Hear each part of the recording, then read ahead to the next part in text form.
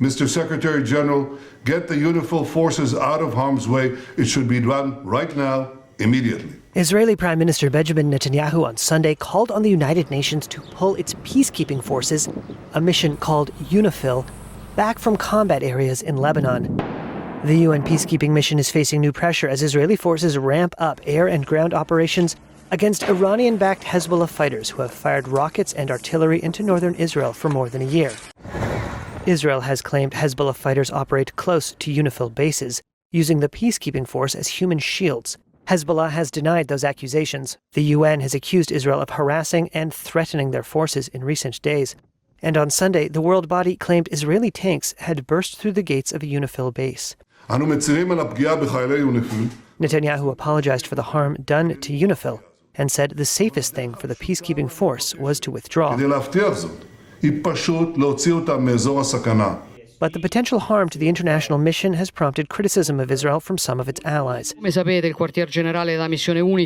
an EU summit last week, Italian Prime Minister Giorgia Meloni said 2 bases housing Italian soldiers serving with UNIFIL were hit by Israeli fire.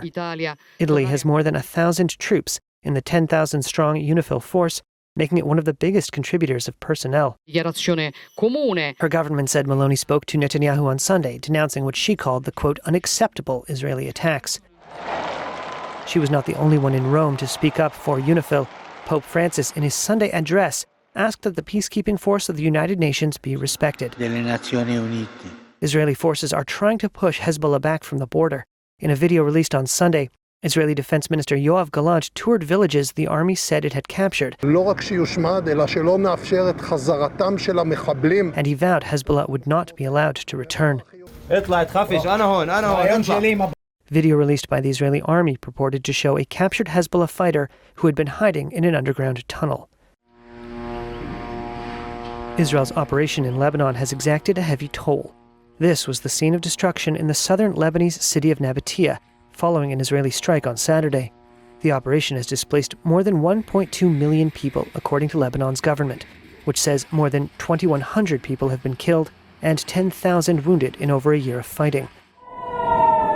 Meanwhile, in Haifa, in northern Israel, air raid sirens early Sunday morning sent residents scurrying toward bomb shelters.